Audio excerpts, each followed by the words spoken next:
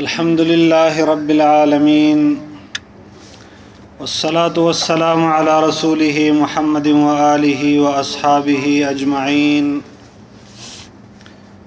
أما بعد فأعوذ بالله من الشيطان الرجيم بسم الله الرحمن الرحيم كل نفس ذائقة الموت ان اللہ وملائکتہ یصلون علی النبی یا ایہا الذین آمنوا صلوا علیہ وسلموا تسلیما اللہم صل علی محمد وعلی آل محمد کما صلیت علی ابراہیم وعلی آل ابراہیم انک حمید مجید اللہم بارک علی محمد وعلی آل محمد کما بارکت علی ابراہیم وعلی آل ابراہیم انک حمید مجید۔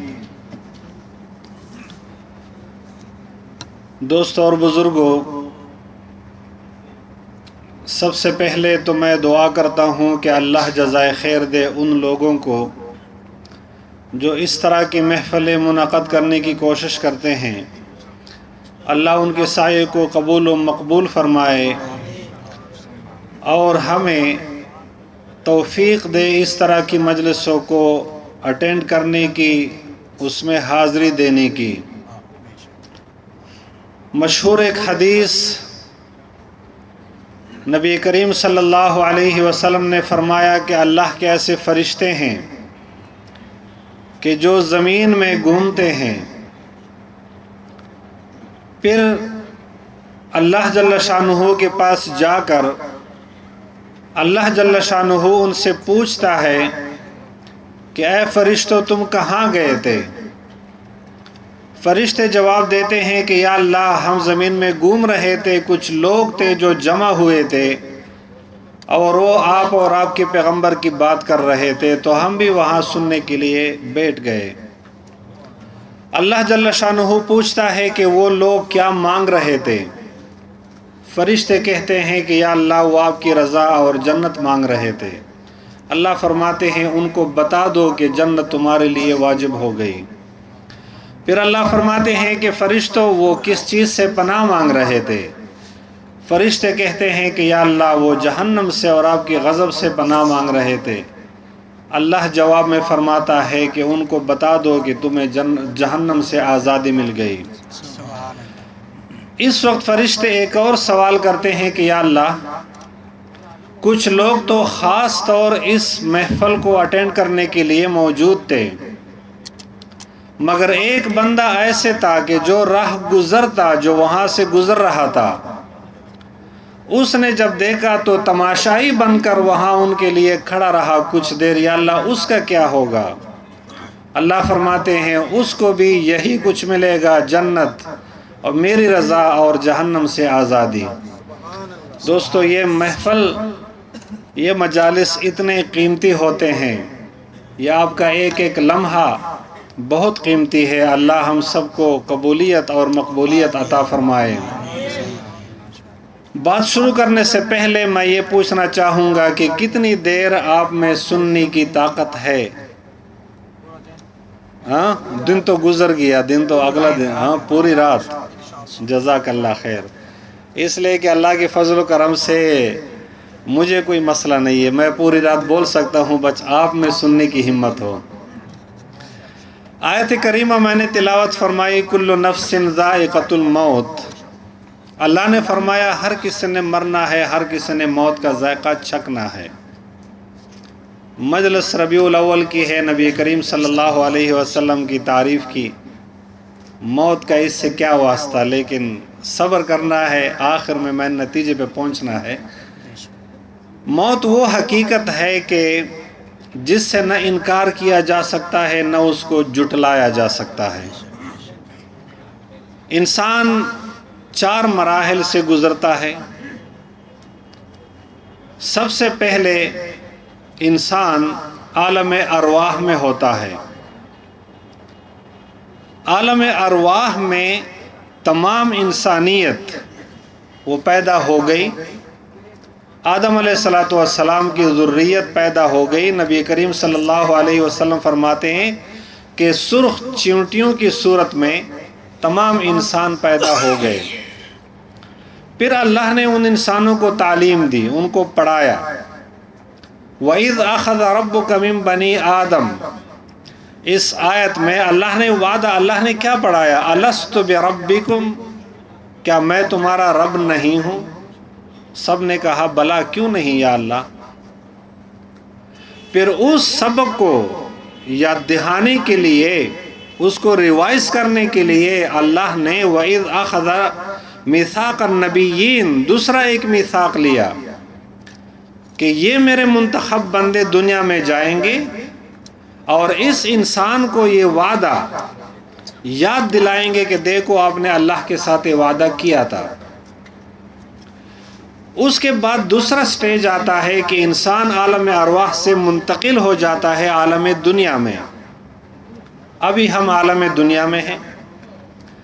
عالم دنیا میں امتحان کی تیاری کا وقت آپ کو ملتا ہے 60 سال، 70 سال، 50 سال، 40 سال، 100 سال۔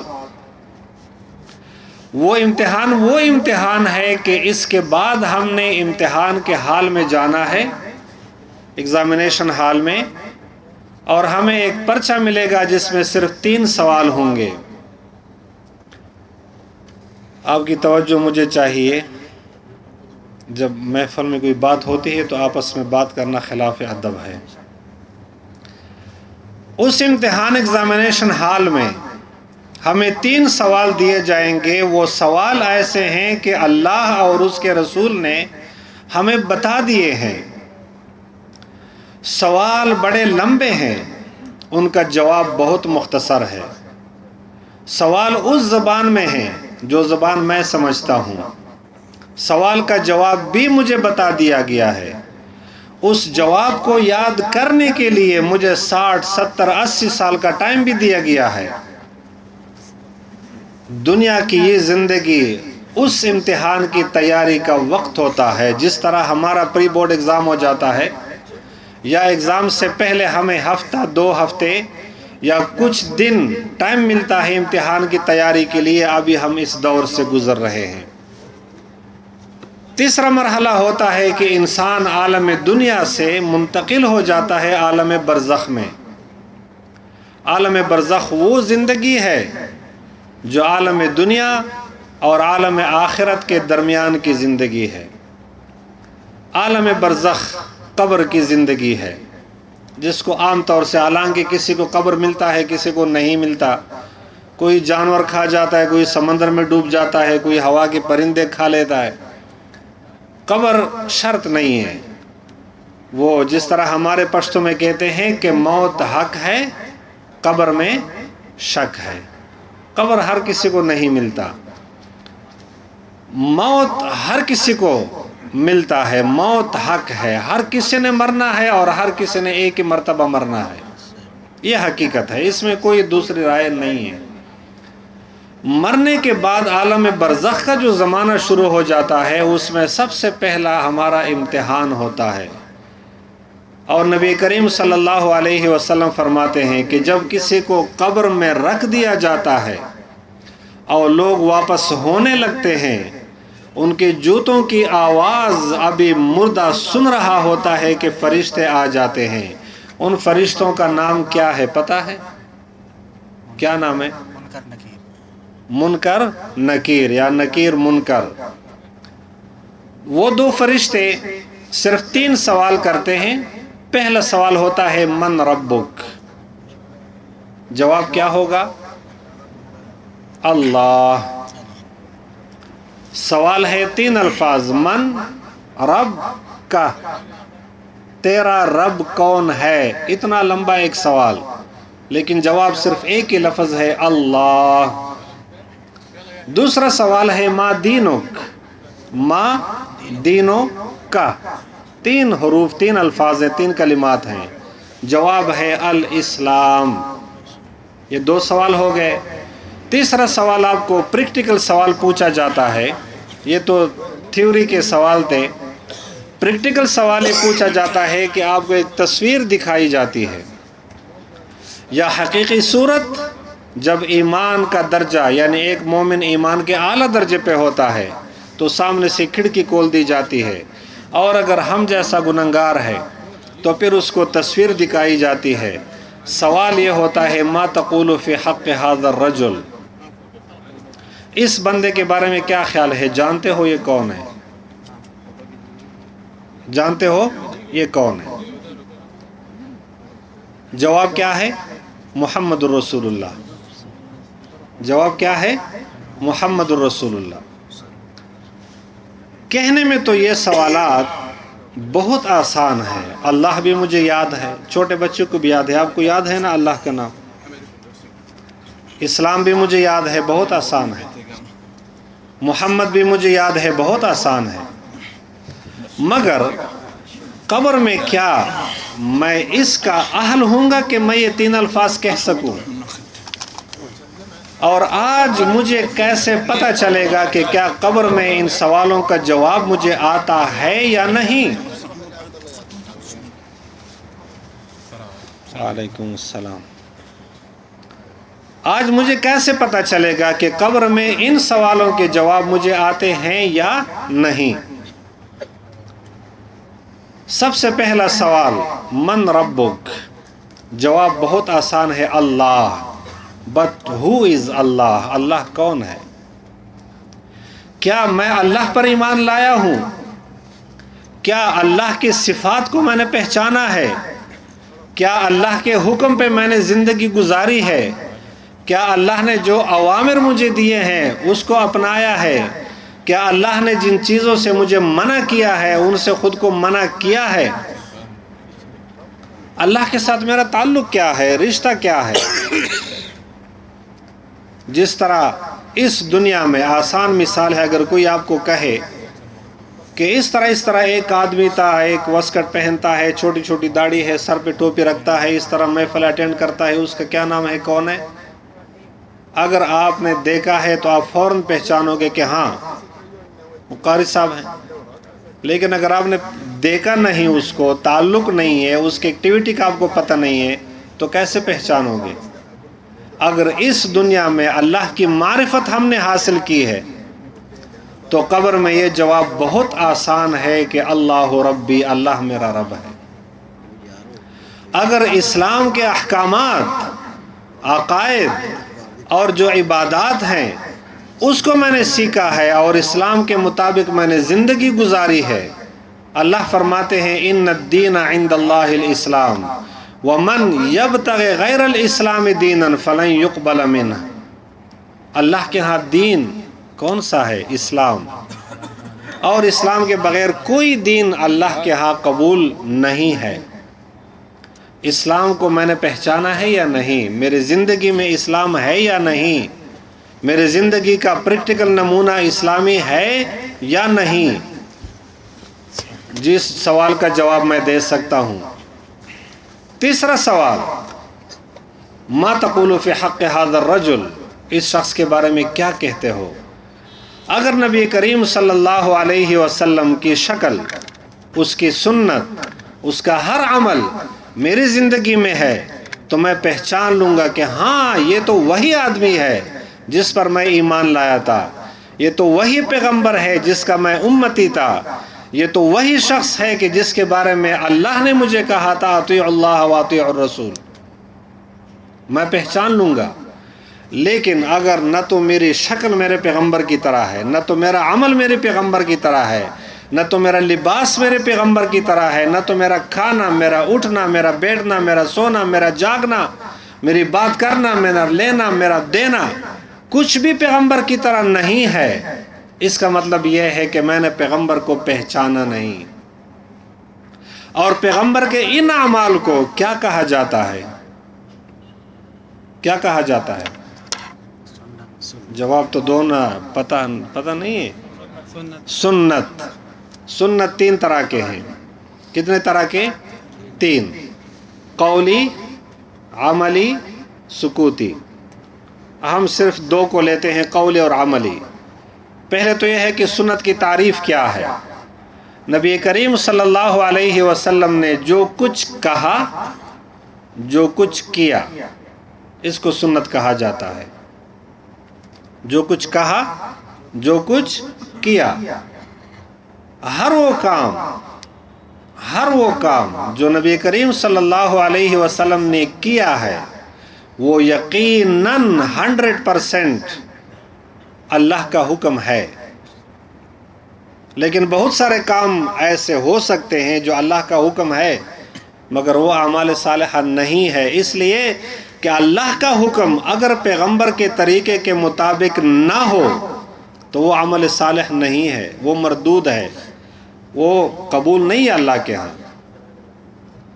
مثلا اللہ نے ہمیں حکم دیا کہ اقیم الصلاۃ، نماز پڑھو. نماز کون سی نماز قبول ہے اللہ کو؟ وہ جو پیغمبر کے طریقے کے مطابق ہو. لیکن پیغمبر کے طریقے کے مطابق نماز پڑھو تو یہ 100% اللہ کا حکم پورا ہو گیا. اب یہ سنت ہماری زندگی میں کیسے آئے گی کہ ہمارے لیے سنت پہ عمل کرنا آسان ہو؟ سنت پہ عمل کرنا آسان ہو. سب سے پہلے تو میں آپ کو یہ بتاتا چلوں کہ نبی کریم صلی اللہ علیہ وسلم نے صحابہ کرام سے ایک دن کہا کہ میرے بھائی آئیں گے اور وہ اگر دین کے ایک حصے پہ عمل کریں گے 9 حصے چھوٹ جائیں گے ان سے تو اللہ پھر بھی ان کی مغفرت کر لے گا. اور اے میرے صحابہ اگر تم دین کے 9 حصوں پہ عمل کرو گے ایک رہ جائے گا تمہارا پھر بھی مواخذہ ہوگا، اللہ تم سے پوچھے گا. صحابہ کرام نے حیرت سے کہا یا رسول اللہ ہم آپ کے بھائی نہیں ہیں؟ حضور نے فرمایا نہیں، تم میرے صحابہ ہو. میرے بھائی وہ لوگ ہوں گے جو آخری زمانے میں آئیں گے جنہوں نے صرف سنا ہوگا کہ ایک پیغمبر تھا جس کا نام محمد رسول اللہ تھا، جس پہ قرآن نازل ہوا تھا، جس نے معجزات ظاہر کیے تھے.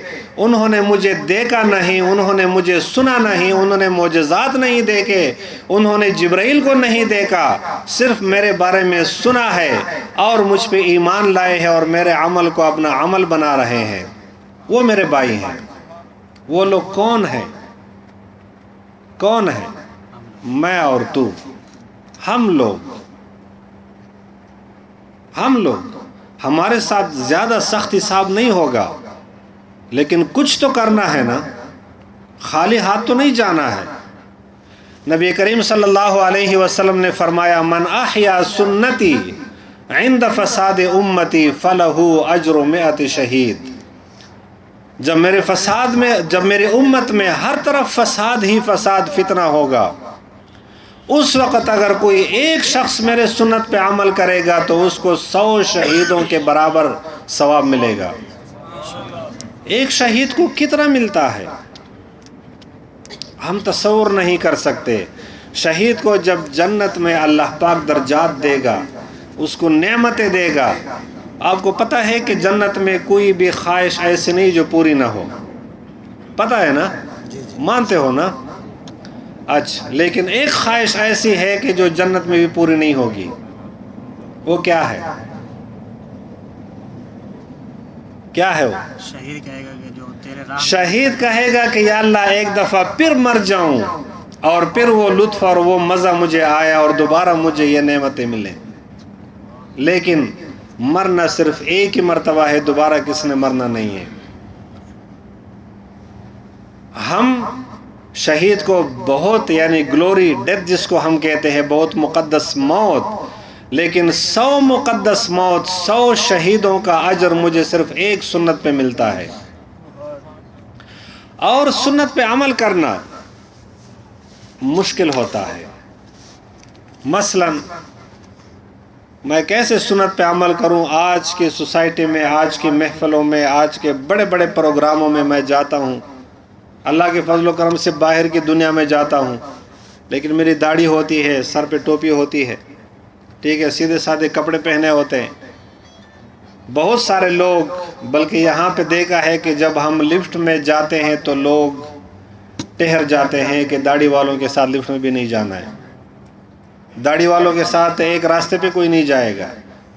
اگر آپ یہ کہتے ہو کہ جی سگریٹ آپ کے دائیں ہاتھ میں ہے اور چائے کا کپ بائیں ہاتھ میں ہے، کم از کم یہ تو کرو. اگر چھوڑ نہیں سکتے ہو کہ چائے کا کپ دائیں ہاتھ میں لو وہ کہے گا جی اٹس ناٹ اے ایشو، یہ خامخواہ مولویوں نے بنایا ہے، کیا ہے، دونوں ہاتھ برابر ہیں، دونوں اللہ نے دیے ہیں۔ مگر نبی کریم صلی اللہ علیہ وسلم نے کیا فرمایا کہ شیطان بائیں ہاتھ سے کھاتا ہے، بائیں ہاتھ سے پیتا ہے، بائیں ہاتھ سے دیتا ہے، بائیں ہاتھ سے لیتا ہے، اور اللہ جل شانہ کو دایاں ہاتھ بہت پسند ہے۔ حتی التنعل والترجل، یہاں تک کہ جب آپ سر میں کنگھی بھی لگاتے ہو تو پہلے دائیں طرف پھر بائیں طرف، جب آپ جوتا کا تسمہ بھی باندھتے ہو پہلے دایاں پھر بایاں۔ چھوٹی چھوٹی سنتیں ہیں۔ اب ان سنتوں پہ عمل آسان کیسے بنایا جا سکتا ہے کہ سنت پہ عمل کرنا میرے لیے آسان ہو؟ اس کا کیا نسخہ ہے؟ اس کا نسخہ ایک ہی ہے اور بہت آسان ہے، کچھ بھی نہیں کرنا پڑے گا، بس صرف اپنی زندگی میں لاؤ۔ اور ربیع الاول کے یہ پروگرام جو ہوتے ہیں میلاد کے، اس پہ کل انشاءاللہ ٹی وی پہ بھی میرا پروگرام ہے، تو وہاں پہ بھی ایک پیغام دنیا کو جو میں دینا چاہتا ہوں، آپ کو بھی دینا چاہتا ہوں کہ ہر سال میلاد النبی کا پروگرام کرو، کوئی مذاکرہ نہیں ہے، ہمارے بڑے بڑے اسلاف نے اجازت دی ہے۔ شرط یہ ہے کہ ان پروگراموں میں خلاف شرع کوئی کام نہ ہو، خلاف شرع کوئی کام نہ ہو۔ ان پروگراموں میں تجدید عہد ہوتا ہے۔ مثلا آج اپنی پچھلے سال پہ نظر دوڑاؤ کہ میری زندگی میں کتنے سنت ہیں جن پہ میں عمل کر رہا ہوں، اور کتنی سنت ہیں جو میں نہیں کر رہا۔ آج رسول صلی اللہ علیہ وسلم کی یوم ولادت ہے، اس کی برکت سے صرف یہ ارادہ کرو کہ اگلے سال یا آنے والے سال میں اس سنت پہ میری عمل نہیں ہے تو اس سنت کو میں اپنی زندگی میں لاؤں گا۔ سب کہو انشاءاللہ، یقیناً صرف ایک سنت۔ اگر آپ 40 سال کے ہو تو 60 سال ایوریج عمر ہے، تقریباً 20 سنت آپ کی زندگی میں آ جائیں گے اگر سال میں ایک ہی سنت کو اپناتے ہو۔ میرا خود طریقہ یہی ہے کہ ہر میلاد پہ، ہر ربیع الاول پہ پچھلے سال کا جائزہ لیتا ہوں کہ کتنے سنتوں پہ عمل کیا، کتنے سنت رہ گئے ہیں، اس سال میں نے کیا کرنا ہے۔ یہی پیغام ہے میلاد النبی کا۔ اب سنت پہ عمل کرنے کا نسخہ کیا ہے وہ بتا دوں؟ جواب تو دو نا، سو رہے ہو جاگ رہے ہو؟ سو رہے ہو جاگ رہے ہیں تو جواب تو دیا کرو نا۔ سنت پہ عمل کرنا آسان کیسے بنتا ہے اس کا نسخہ بتا دوں؟ ایک ہی نسخہ ہے صرف، جس کے لیے نہ وضو کرنے کی ضرورت ہے، نہ رو بقبلہ ہونے کی ضرورت ہے، نہ بیٹھنے کی ضرورت ہے، نہ مطلب کچھ خاص اہتمام کی ضرورت ہے۔ چلتے پھرتے اٹھتے بیٹھتے لیٹتے جاگتے جس پوزیشن میں آپ ہیں، اور وہ کیا ہے؟ درود شریف۔ سب پڑھو، اللہم صلی علی محمد وعلی آل محمد کما صلیت علی ابراہیم وعلی آل ابراہیم انک حمید مجید۔ درود شریف کا اثر کیا ہے؟ درود شریف کا اثر یہ ہے کہ جب آپ درود شریف کا ذکر کثرت سے کرو گے تو سنت پہ عمل آپ کے لیے آسان ہو جائے گا۔ کیوں؟ وجہ کیا ہے؟ آپ لوگوں میں سے جوان بھی ہیں، بوڑھے بھی ہیں ماشاءاللہ، کبھی کس نے عشق تو کی ہوگی نا؟ عشق جانتے ہو؟ ہیں؟ ہاں، یہ عاشق ہے میرے خیال میں۔ عشق تو کی ہوگی کبھی۔ جب آپ کس سے محبت کرتے ہو تو اس کی ہر ادا آپ کو اچھی لگتی ہے۔ یہ بات صحیح ہے؟ جب کس سے آپ محبت کرتے ہو تو اس کی ہر ادا آپ کو اچھی لگتی ہے۔ اسی کا انداز کپڑوں میں بھی اپناؤ گے، اسی کا انداز اٹھنے میں بھی اپناؤ گے، اسی کا انداز بات کرنے میں بھی اپناؤ گے۔ اور درود شریف کا جو سب سے بڑا فائدہ ہے وہ یہ ہے کہ رسول صلی اللہ علیہ وسلم کے ساتھ انسان کی محبت پیدا ہو جاتی ہے، محبت میں اضافہ ہوتا ہے۔ اور صرف آپ کی طرف سے نہیں، نبی کریم صلی اللہ علیہ وسلم کی طرف سے بھی، اور صرف اس کی طرف سے بھی نہیں، اللہ کی طرف سے بھی۔ اس لیے کہ اعمال کتنے ہیں؟ روزہ ایک عمل ہے کہ نہیں ہے؟ اللہ فرماتے ہیں کہ الصوم لی وانا اجزی بہ، روزہ میرے لیے ہے. اور یہاں حدیث کے الفاظ دو ہیں، انا اجزا بہ یا انا اجزی بہ. ایک کا مطلب ہوتا ہے کہ میں خود بذات خود اس کا بدلہ ہوں، ایک کا یہ ہے کہ میں خود اس کا بدلہ دوں گا. حدیث میں آتا ہے کہ روزے کا ثواب اتنا زیادہ ہے کہ فرشتوں میں لکھنے کی طاقت نہیں ہے، اس لیے صرف آپ کی اٹینڈنس، آپ کی حاضری لگ جاتی ہے کہ اس نے روزہ رکھا. باقی اللہ فرماتے ہیں کہ روزے کا اجر میں دوں گا. کتنی عظیم عبادت ہے. حج ایک عبادت ہے کہ نہیں ہے؟ جو آپ کی مالی، آپ کی جسمانی، آپ کی قولی تمام عبادات کا مجموعہ ہے کہ نہیں ہے؟ عمرہ ایک عبادت ہے کہ نہیں ہے؟ جہاد ایک عبادت ہے کہ نہیں ہے؟ صدقہ، خیرات، نماز، قرآن پاک کی تلاوت. مگر کوئی عبادت ایسی نہیں کہ جس کے بارے میں اللہ نے یہ فرمایا ہے کہ میں بھی یہ کرتا ہوں، میرے فرشتے بھی یہ کرتے ہیں، اے مومنو آؤ ہمارے ساتھ شریک ہو جاؤ اس عبادت میں، اسی کام میں. کوئی عبادت ایسی نہیں.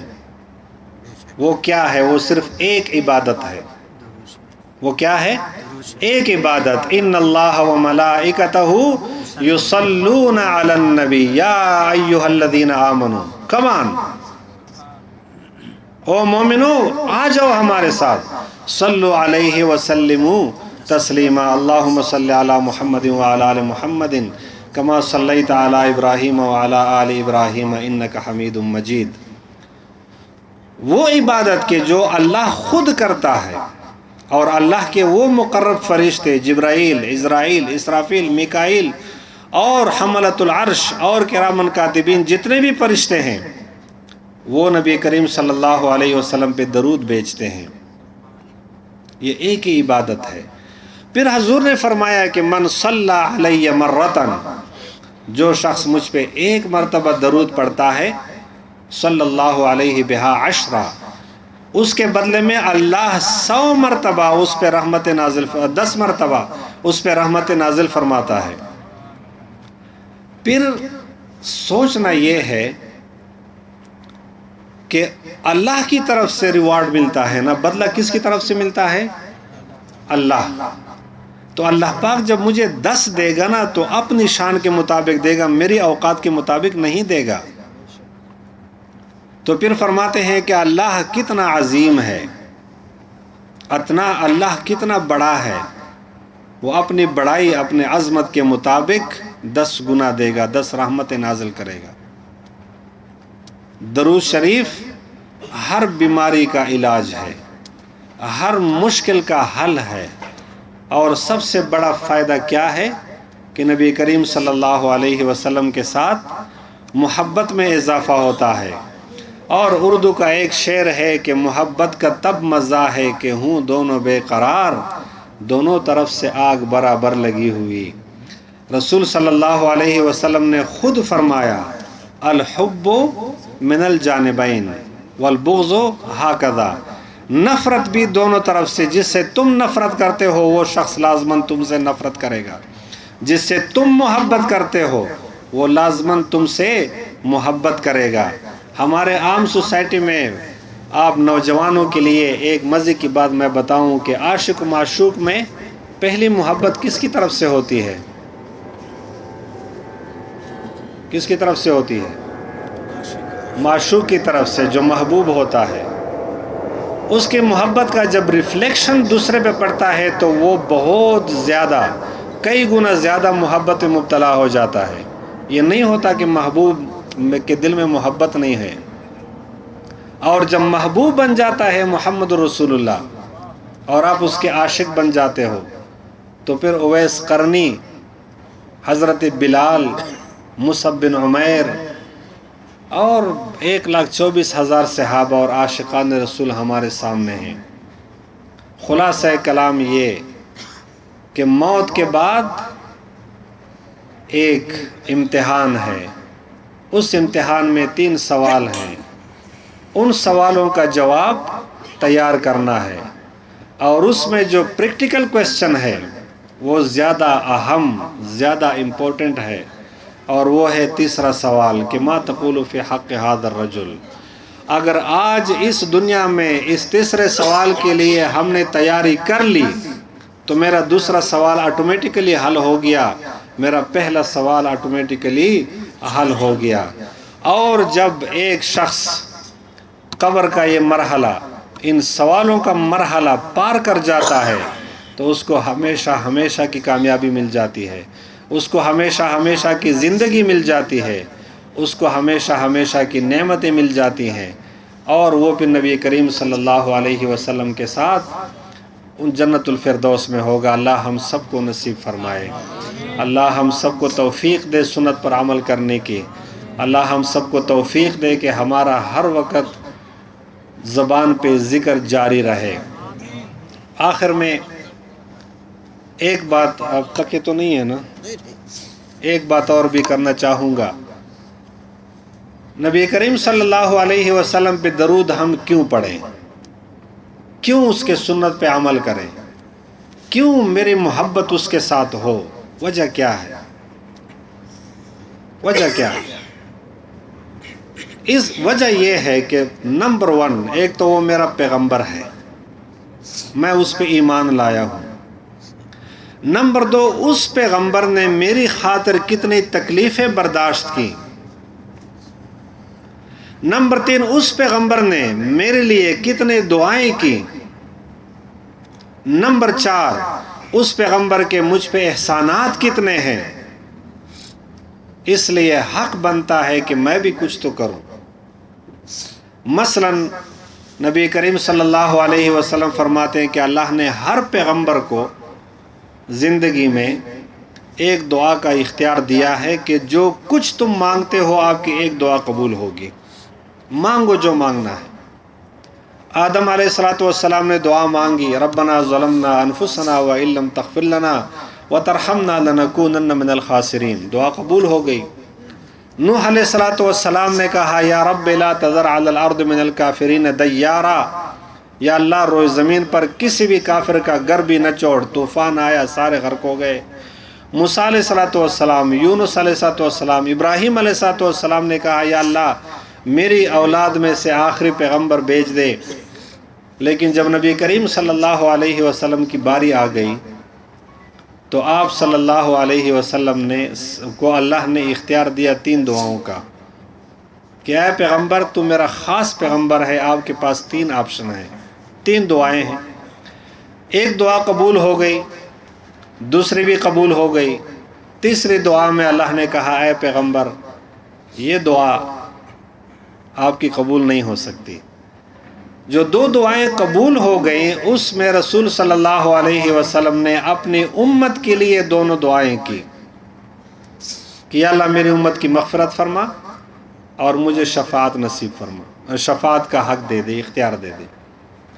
پھر حضور نے فرمایا کہ میں جب قیامت کے دن شفاعت کروں گا تو شفاعتی لأہل الکبائر من امتی، میں شفاعت کروں گا ان لوگوں کی کہ جو میرے امتی ہوگا مگر گناہ کبیرہ کا مرتکب رہا ہوگا، جہنم میں جانے والا ہوگا، پھر میں اس کو جہنم سے نکال دوں گا، میں شفاعت کروں گا۔ نبی کریم صلی اللہ علیہ وسلم کی یہ شفاعت ہمیں کیسے نصیب ہو سکتی ہے؟ اس کے لیے حضور نے پہلا لفظ جو پڑھا، شفاعتی لأہل الکبائر من امتی، امتی بننا ہوگا تو حضور کی شفاعت نصیب ہوگی۔ اگر میں نے امتی نہیں بننا ہے تو یہ توقع رکھنا بیوقوفی ہے کہ رسول اللہ صلی اللہ علیہ وسلم کی شفاعت نصیب ہوگی۔ اور امتی کیسے بنوں گا؟ صرف ایک بات پہ کہ سنت پہ عمل کرو۔ سنت پہ عمل کیسے آسان ہوگا؟ درود شریف کا ذکر زیادہ کرو۔ آپ راستے میں جاتے ہو، آفس میں جاتے ہو، گھر جاتے ہو، صبح شام ہر وقت بس درود شریف پڑھ لیا کرو۔ اور جو بھی ہے اور کچھ بھی نہیں آتا تو صلی اللہ علی محمد، صلی اللہ علی محمد، اللہم صلی علی محمد، اللہم صلی علی محمد۔ بہت آسان ہے۔ نبی کریم صلی اللہ علیہ وسلم نے اپنی امت کے لیے بہت قربانیاں دی، بہت قربانیاں۔ آخری قصہ سناتا ہوں اور شاید اس پہ آپ لوگ عمل بھی شروع کریں۔ رسول اللہ صلی اللہ علیہ وسلم معراج پہ جب گئے تو اللہ نے جنت کا نظارہ کرایا، تو فرماتے ہیں کہ جنت میں جبرائیل کے ساتھ گھومتے پھرتے تمام کچھ دیکھ رہا تھا، آخر ایک بہت بڑا قصر دیکھا، بہت بڑا بنگلہ دیکھا، ایک محل دیکھا، بہت خوبصورت تھا۔ تو حضور نے فرمایا یا اللہ یہ گھر کس کا ہے؟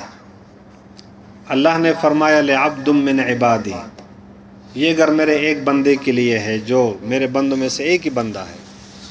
حضور نے فرمایا یا اللہ وہ بندہ میں ہوں جس کے لیے یہ گھر بنایا گیا ہے جنت الفردوس میں؟ اللہ نے فرمایا ہاں تم ہو سکتے ہو، بٹ ایک شرط ہے۔ شرط کیا ہے؟ اگر آپ کی امت میں سے اتنے لوگ آپ کے لیے دعا کریں کہ یا اللہ میرے پیغمبر کو یہ گھر دے دے تو میں آپ کو دے دوں گا، اور ظاہر بات ہے کہ وہ تعداد کوئی ملینز میں بلینز میں اللہ نے بتائی ہوگی۔ جب نبی کریم صلی اللہ علیہ وسلم واپس آ گئے تو آپ نے فرمایا کہ اذان اور اقامت کے درمیان کا جو وقت ہوتا ہے یہ دعا کی قبولیت کا وقت ہوتا ہے، اس میں دعا قبول ہوتی ہے۔ اس لیے اے میرے امتیو تم میرے لیے دعا کرو کہ اللہ مجھے وہ گھر دے دے، اور جس نے بھی میرے لیے دعا کی تو قیامت کے دن اس کی شفاعت میرے ذمہ لازم ہو گئی۔ ٹھیک، اس گھر کا نام کیا ہے پتہ ہے؟ اس گھر کا نام کیا ہے؟ وسیلہ۔ وہ جو محل تھا اس کا نام کیا ہے؟ وسیلہ۔ حضور صلی اللہ علیہ وسلم نے ہمیں خود بتایا کہ وہ دعا میرے لیے کیسے کرو۔ جب اذان ختم ہو جاتی ہے تو اذان کے بعد ایک دعا پڑھی جاتی ہے، اللہم رب هذه الدعوة التامة والصلاة القائمة، یا اللہ یہ ایک کامل دعوت ہے، اس کے بعد نماز قائم ہوگی، آتے محمدن، یا اللہ تو دے دے محمد کو الوسیلہ، ٹھیک ہے، والفضیلہ والدرجۃ الرفیعہ والمقام المحمود۔ مقام محمود کون سا ہے؟ جہاں پہ میزان کے پاس رسول صلی اللہ علیہ وسلم کھڑے ہوں گے اور امتیوں کی شفاعت کریں گے۔ ٹھیک ہے، بہت آسان ہے، اس دعا کو یاد کرو، اور جب بھی اذان سنتے ہو، ریڈیو میں سنتے ہو، ایسے سنتے ہو، یا اگر نہیں سنتے ہو تو میں نے اپنے اساتذہ کو دیکھا ہے کہ اذان کے ٹائم میں جہاں پہ اذان کی آواز نہیں آ رہی تھی تو وہ انتظار کرتے کہ ابھی اذان ختم ہو گئی تو وہ یہ دعا پڑھ لیتے۔ اور علامہ سرہندی رحمۃ اللہ علیہ نے فرمایا ہے کہ میں آخری وہ بندہ تھا کہ جس پہ وہ تعداد پوری ہو گئی جو اللہ نے مطالبہ کیا تھا، اور میرے بعد قیامت تک جتنے بھی لوگ آ رہے ہیں وہ رسول اللہ صلی اللہ علیہ وسلم کا مزید اعزاز ہے، اس کا اکرام ہے کہ اللہ نے تو فرض کرے 1 لاکھ لوگوں کہا تھا، اس کے لیے 10 لاکھ لوگوں نے دعا کی۔ ٹھیک ہے، اللہم رب هذه الدعوة التامة والصلاة القائمة آت محمدا الوسیلة والفضیلة وابعثه مقاما محمودا الذی وعدتہ۔ یہ دعا یاد ہے؟ نہیں یاد تو یاد کرو، اور اگر جب تک یاد نہیں کی ہے تو اپنے زبان میں اردو میں پشتو میں کہو کہ یا اللہ میرے پیغمبر کو وسیلہ کا مقام دے دے، تو آپ کی شفاعت پکی ہو گئی۔ نبی کریم صلی اللہ علیہ وسلم کے 1400 سال گزر گئے، آج تک لوگوں نے ہزاروں کتابیں لکھی، لیکن وہ زندگی ایسی ہے کہ جس پہ 1000 سال، ہزاروں سال اور بھی لوگ لکھیں گے، بولتے رہیں گے، ہم سنتے رہیں گے، مگر وہ ختم ہونے والے نہیں۔ اس لیے کہ رسول صلی اللہ علیہ وسلم اللہ کی قدرت کا ایک نمونہ ہے، اور اللہ کی قدرت لامحدود ہے۔ قُلْ لَوْ كَانَ الْبَحْرُ مِدَادًا لِكَلِمَاتِ رَبِّي لَنَفِدَ الْبَحْرُ قَبْلَ أَن تَنْفَدَ كَلِمَاتُ رَبِّي وَلَوْ جِئْنَا بِمِثْلِهِ مَدَدًا۔ اللہ فرماتے ہیں میری قدرتوں کو لکھنا شروع کرو گے، دنیا کے تمام سمندروں کا پانی سیاہی بنے گا، اور تمام درختوں سے قلم بنیں گے، اور لکھنا شروع کرو گے، یہ قلم لکھ لکھ کے گھس جائیں گے، یہ سیاہی ختم ہو جائیں گی، دوبارہ ان کو پیدا کیا جائے وہ بھی ختم ہو جائیں گے، لیکن اللہ کی قدرت و اللہ کی نعمتوں کا احاطہ نہیں ہو سکتا۔ وصلی اللہ تعالی علی خیر خلقہ محمد وآلہ واصحابہ اجمعین۔ ختم ہو گیا تو اللہم صلی علی سیدنا محمد وعلی آل سیدنا محمد وبارک وسلم علیہ۔ یا اللہ تو ہمارے صغیرہ کبیرہ ظاہر اور باطن تمام گناہوں کو معاف فرما۔ یا اللہ تو ہمارے حال پہ رحم فرما۔ یا اللہ ہمارے جو لوگ فوت ہو گئے ہیں ان کے درجات کو بلند فرما۔ یا اللہ ہمارے والدین، ہمارے اجداد، ہمارے اسلاف، ہمارے اساتذہ، ہمارے دوست، ہمارے اقربا رشتہ دار، یا اللہ جو مر گئے ہیں سب کی مغفرت فرما۔ یا اللہ اس مبارک دن کے حوالے سے، مبارک مہینے کے حوالے سے، ان کی برکت سے یا اللہ ان کی مغفرت فرما۔ یا اللہ ان کے درجات کو بلند فرما۔ یا اللہ ہم جب تک زندہ ہیں یا اللہ ہمیں سنت پر زندہ رکھ۔ یا اللہ سنت پر عمل کرنے کی توفیق عطا فرما۔ یا اللہ ہم نے اپنے پیغمبر کو دیکھا نہیں مگر اس پہ ایمان لائے ہیں۔ یا اللہ تو ہمیں اس کی زیارت سے منور فرما۔ یا اللہ اس کی زیارت نصیب فرما، اس دنیا میں بھی اور آخرت میں بھی۔ یا اللہ نبی کریم صلی اللہ علیہ وسلم کی سنت پہ عمل کرنا آسان فرما۔ یا اللہ ہماری زندگی میں اس کا عملی نمونہ پیدا فرما۔ یا اللہ آخرت کے دن حوض کوثر پہ اس کے ہاتھ سے کوثر کا پانی نصیب فرما۔ یا اللہ میزان پہ شفاعت نصیب فرما۔ یا اللہ جنت میں رفاقت نصیب فرما۔ یا اللہ ہم ہر اس چیز کا آپ سے سوال کرتے ہیں جو ہمارے پیغمبر نے آپ سے مانگا ہے۔ یا اللہ ہر اس چیز سے پناہ مانگتے ہیں جو ہمارے پیغمبر نے اس سے پناہ مانگی ہے۔ وصلی اللہ تعالی علی خیر خلقہ محمد وآلہ واصحابہ اجمعین برحمتک یا ارحم الراحمین۔